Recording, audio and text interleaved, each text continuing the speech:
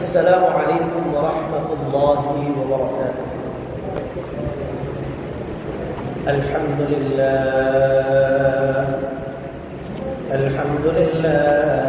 نحمده ونستعينه ونستغفره ونؤمن به ونتوكل عليه ونعوذ بالله من شرور أنفسنا ومن سيئات أعمالنا. من يهده الله فلا مضل له ومن يضلله فلا هادي له. ونشهد أن لا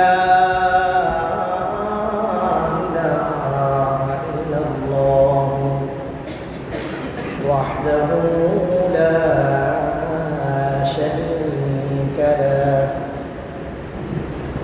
ونشهد أن سيدنا وسندنا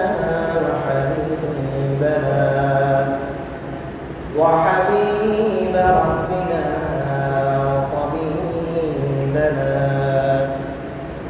وطبيب قلوبنا ومولانا محمدا عبده ورسوله. أما بعد فقد قال الله تعالى في القرآن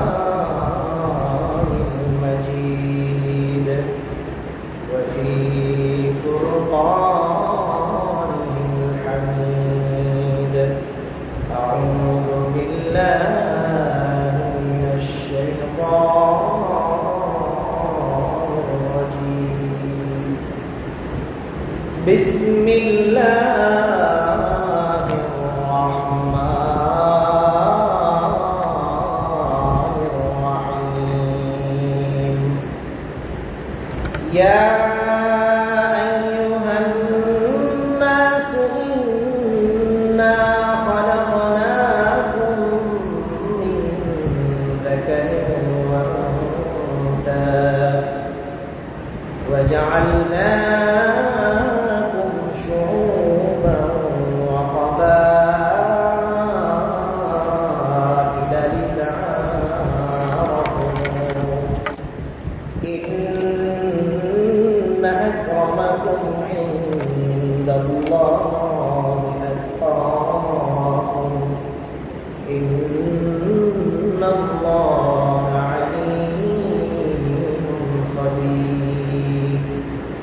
وقال تعالى في شان حبيبه في آية أخرى: إن الله وملائكته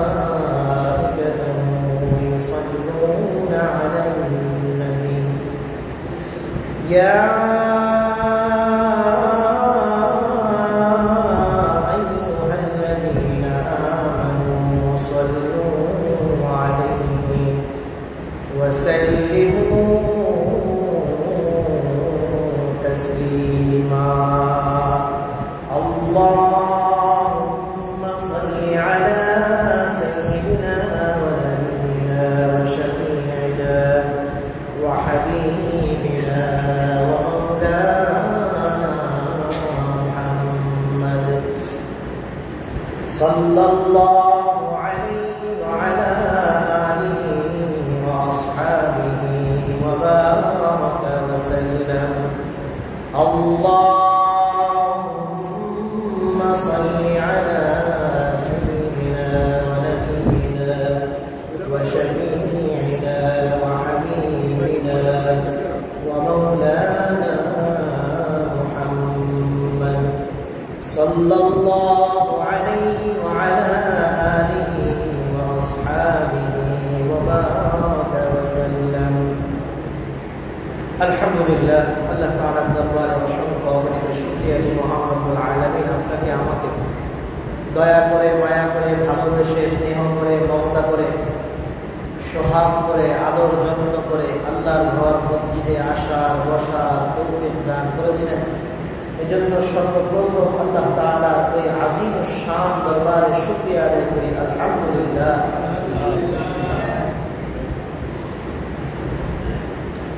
আল্লাহ তাআলার দরবারে কবুল হওয়া এটা সৌভাগ্যের ব্যাপার। কিসের ব্যাপার? সৌভাগ্যের ব্যাপার, বড় সৌভাগ্যের ব্যাপার। আল্লাহু আকবার। ইসলামের শুরু লগ্নতে নবী মুহাম্মদুর রাসূলুল্লাহ সাল্লাল্লাহু আলাইহি ওয়াসাল্লাম, সবাই বলেন না ভাই, সাল্লাল্লাহু আলাইহি ওয়াসাল্লাম।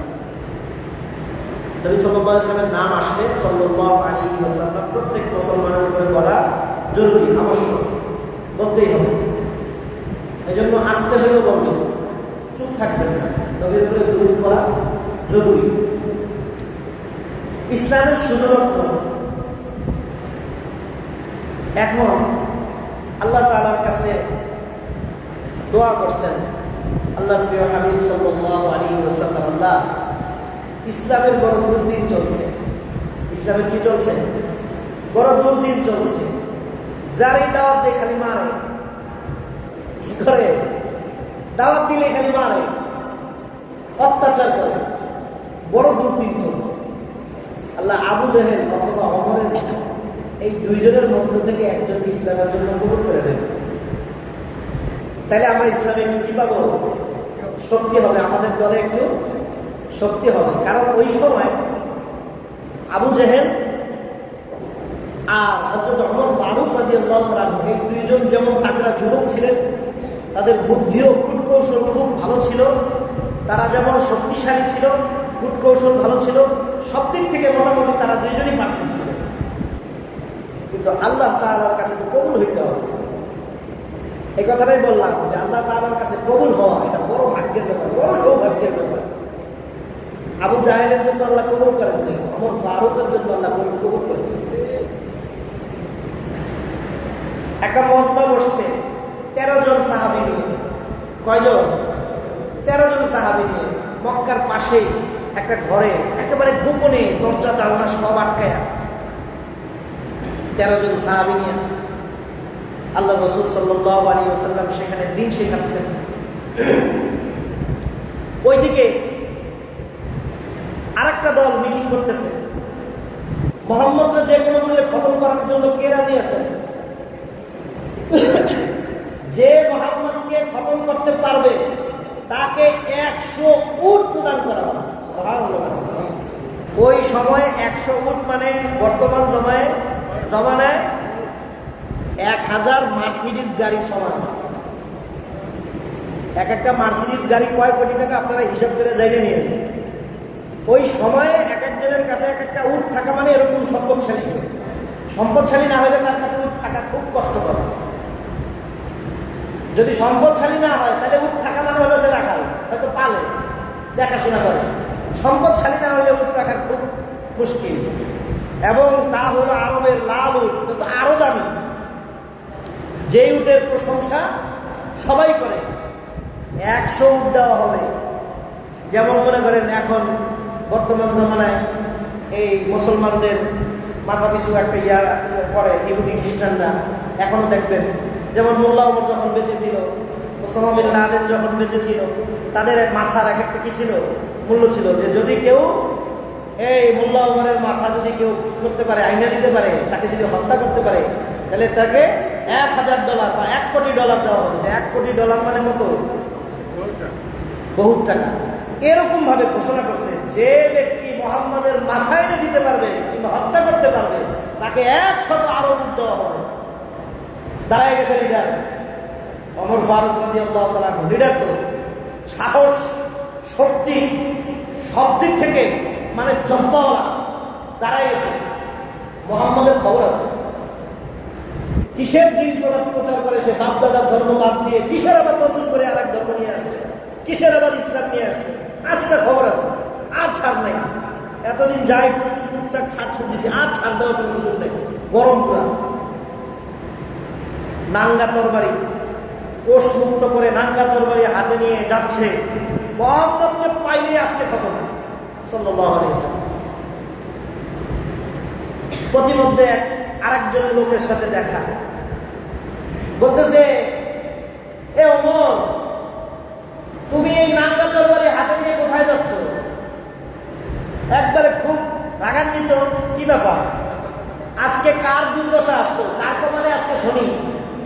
জানে তো যে ওমর যেহেতু নাঙ্গা তরবারি নিয়ে যাচ্ছে, তার মানে খবর আছে, যার উপরে আজকে চড়া হবে তার খবর আছে, জীবন না নিয়ে ফিরবে না। ওমর এমন এক ব্যক্তিত্ব।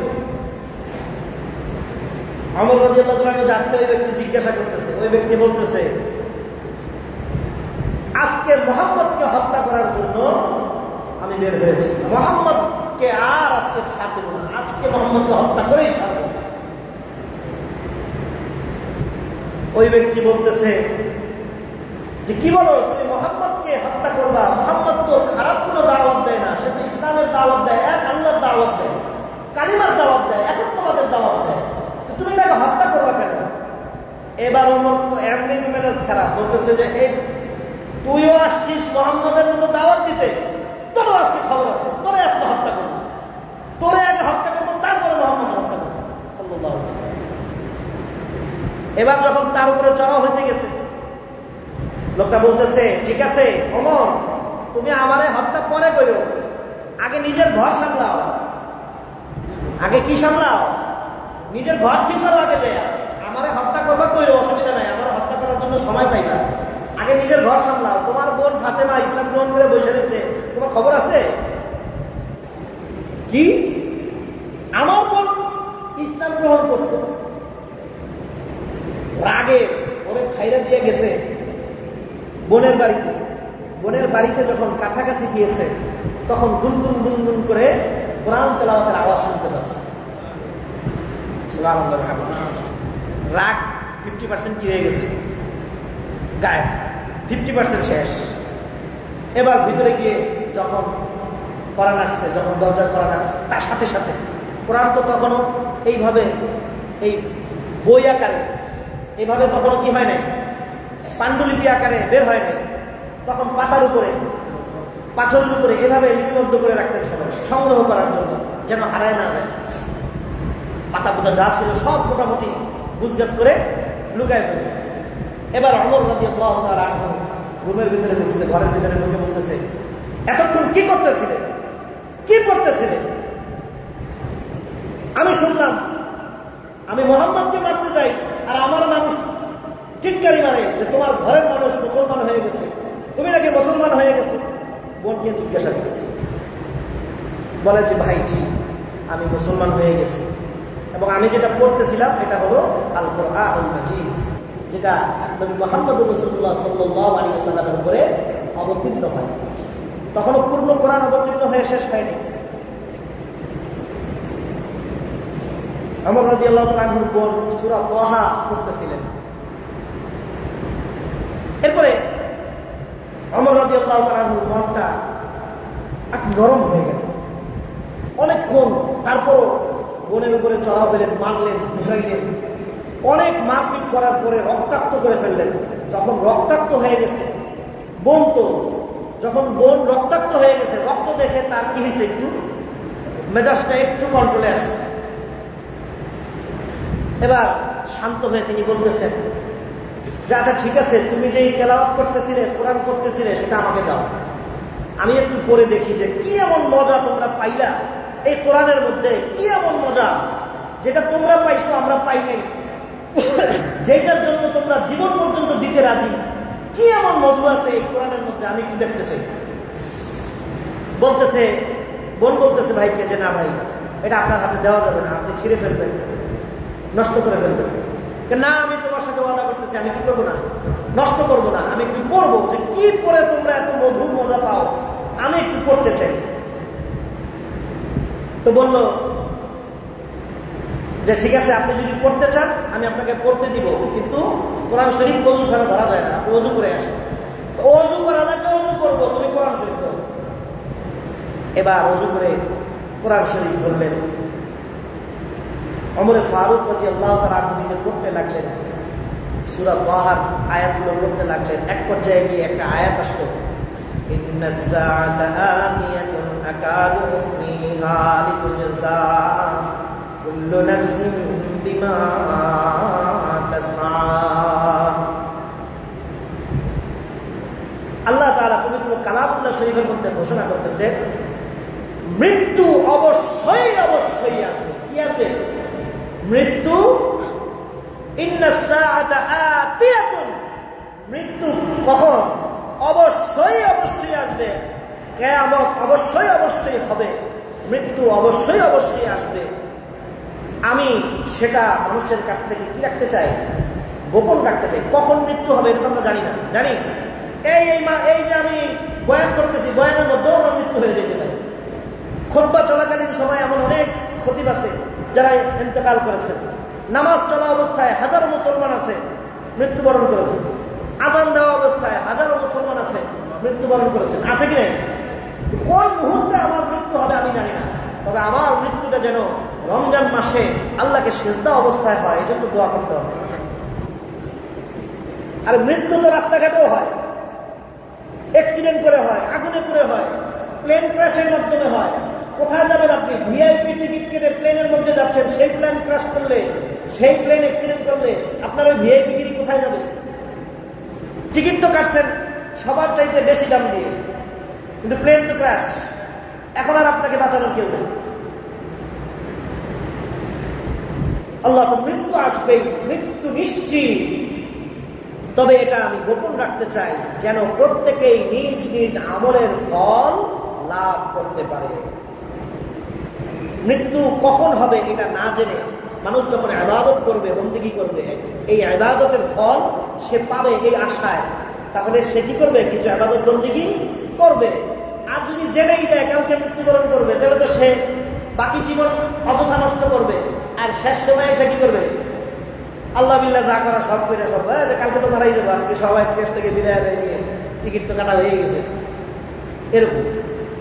আল্লাহ তাআলা জিনিসটা গোপন রাখবে। এবার ওমর রাদিয়াল্লাহু তাআলা অন্তরের ভিতরে জিনিসটা গিয়ে বাড়ি গেল। আসলে তো কথা ঠিক, মৃত্যু তো আসবেই। আমি যেই ধর্মই পালন করি না কেন, আমি যেখানেই থাকি না কেন, আমার মৃত্যু তো আসবে। আমি আজকে মুহাম্মদকে মারলাম, আর একদিন আমার স্বাভাবিক মৃত্যু হইলেও হবে, আমি তো মরব। তাহলে আমি যদি মারা যাই আর এই আমল নামা নিয়ে যদি আমি আল্লাহর কাছে সত্যি সত্যি মুহাম্মদ যে দাওয়াত দেয়, এই আমল নিয়ে যদি আমি আল্লাহর সামনে দাঁড়াই, তাহলে তো আমি দাঁড়াই। আর যদি মুহাম্মদের কথা মতো চলে বাকি জিন্দগিটা কাটাই দিই, তাহলে অন্তত পক্ষে মাফ পাওয়ার একটা কি পাওয়া যাবে? রাস্তা পাওয়া যাবে। মৃত্যু তো নিশ্চিত, এইটা তো কোরআন যা বলতেছে সব সত্য, এতে কোনো ভুল নেই।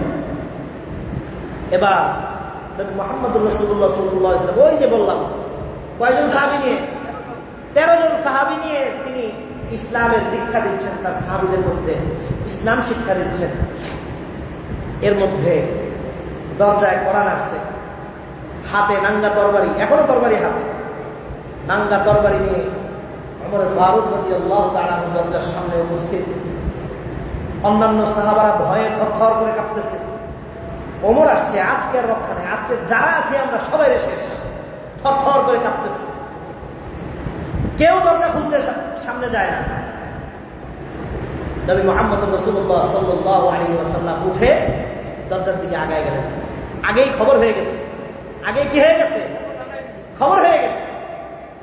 কে আসতেছে, কেন আসতেছে, খবর হয়ে গেছে।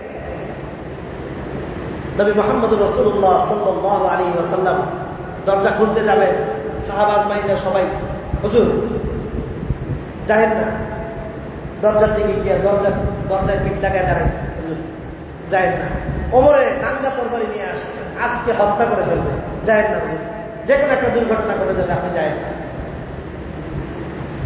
নবী মুহাম্মদ রাসূলুল্লাহ সাল্লাল্লাহু আলাইহি ওয়াসাল্লাম সাহাবাদেরকে বললেন, তোমরা শান্ত হও, আমাকে দরজা খুলতে দাও। নবী সাল্লাল্লাহু আলাইহি ওয়াসাল্লাম দরজা খুলে দিলেন।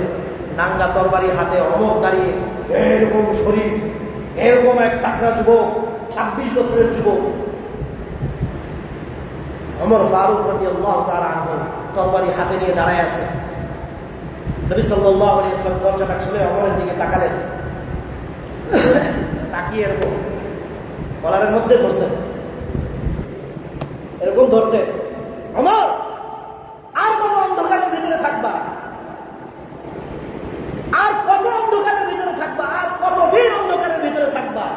আলো হয়েছে, এখনো কেন আলোর ভিতরে আসো না? সূর্য উদিত হয়েছে, সূর্যের আলোর মধ্যে আসো। আর কতদিন অন্ধকারের মধ্যে থাকবা?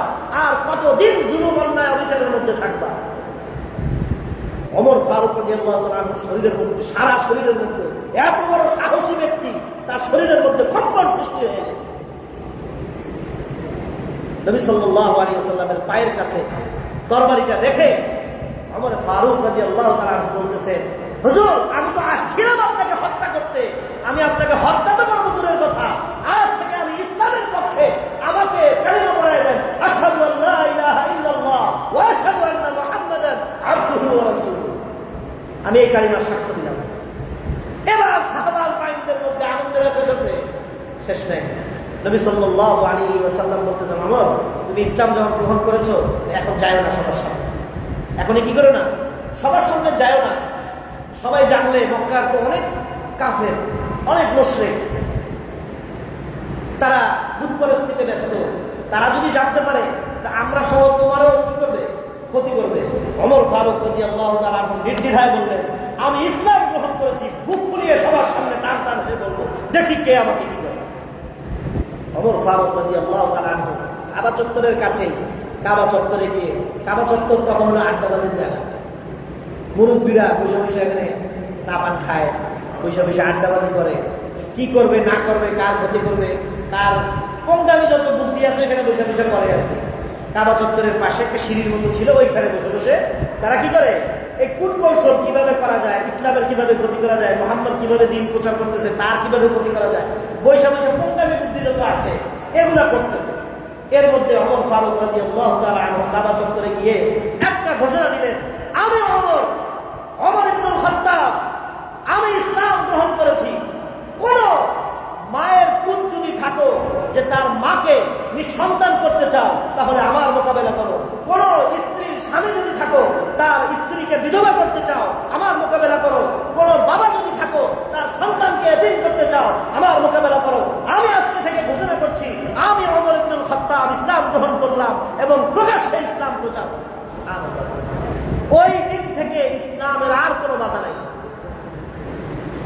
এক ওমরের আওয়াজে।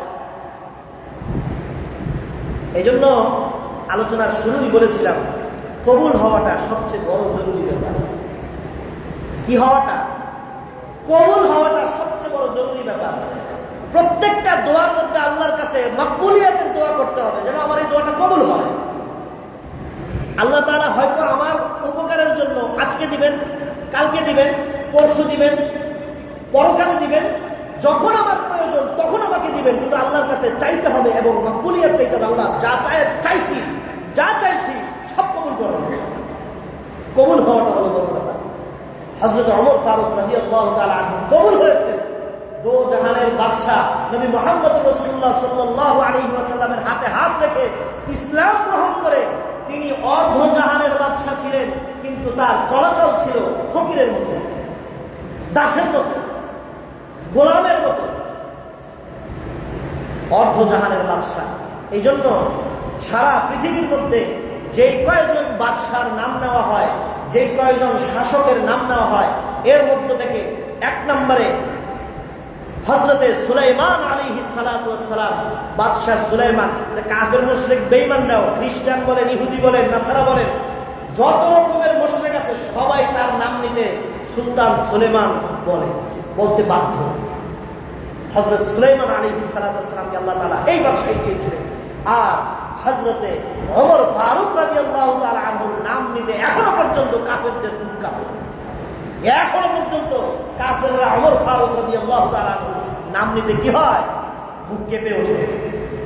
অথচ শত শত বছর আগে তিনি দুনিয়া ছেড়ে চলে গেছেন। মাকবুলিয়াতটা জরুরি। এই জন্য আল্লাহ তাআলার কাছে সবসময় দোয়া করতে হবে যে আল্লাহ, আমাকে আপনি ইসলামের জন্য কবুল করেন, আমাকে আপনার দ্বীনের জন্য কবুল করেন, আমাকে নামাজ পড়ার জন্য কবুল করেন, আমাকে আপনার ইবাদত করার জন্য কবুল করেন। আপনি কবুল না করলে আমার একার পক্ষে সম্ভব না। আপনি তো শয়তান ছেড়ে দিয়েছেন দুনিয়াতে, শয়তান তো আমাকে ধোঁকা দেওয়ার জন্য প্রতিনিয়ত চেষ্টায় ব্যস্ত।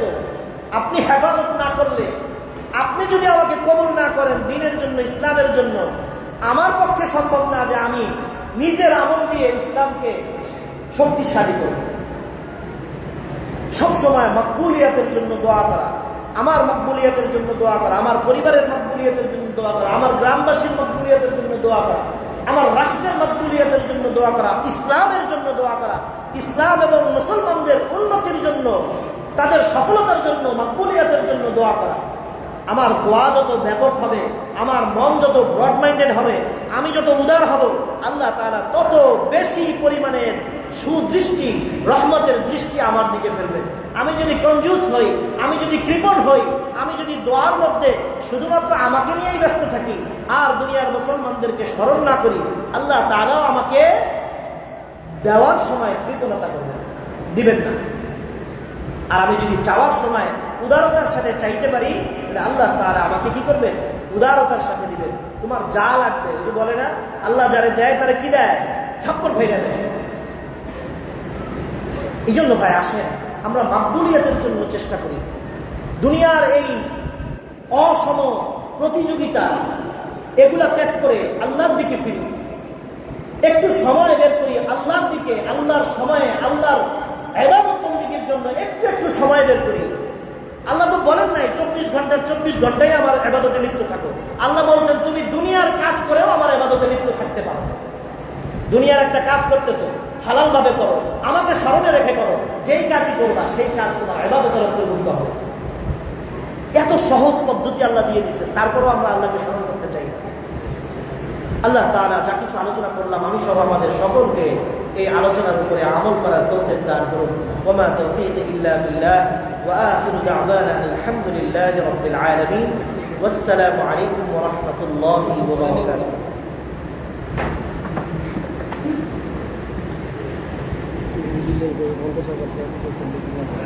আজকে আচ্ছা আচ্ছা ঠিক আছে।